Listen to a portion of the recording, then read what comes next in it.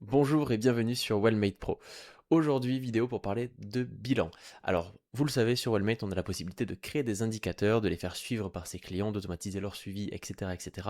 Mais ce qui est encore mieux, c'est de pouvoir choisir une période et de prendre une photographie de l'évolution d'un client d'un point A à un point B. Alors, je vais vous montrer comment est-ce qu'on peut faire ça sur Wellmate. C'est parti.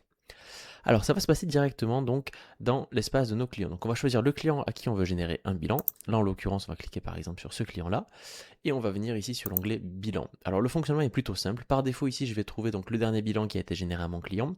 Mais ce qui nous intéresse c'est d'apprendre à en générer un nous-mêmes. Alors on va cliquer ici sur générer un bilan et donc là on arrive sur une base sur laquelle on va avoir déjà quelques indicateurs qui ont été sélectionnés par défaut. Ce sont les derniers indicateurs que l'on a choisis. Alors, comment est-ce qu'on va organiser tout ça? Et on va cliquer ici sur le petit crayon en haut à gauche pour choisir les indicateurs que l'on veut traquer. Donc, imaginons par exemple qu'on veut voir l'évolution de l'hydratation dans le temps, on va pouvoir sélectionner cet indicateur, les pas par exemple, quelques mensurations qu'on va pouvoir venir sélectionner.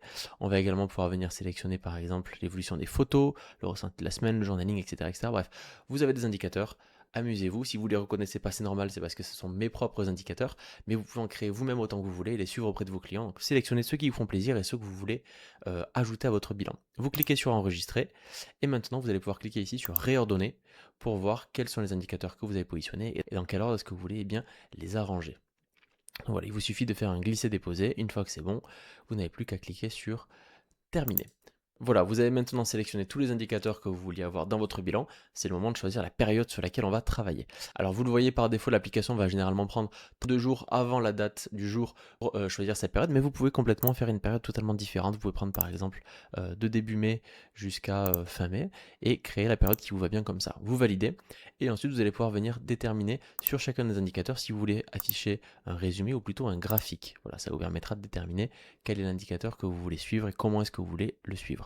Et puis très important, eh bien vous pouvez laisser une note à vos clients juste ici et une note également à l'échelle de chacun des indicateurs.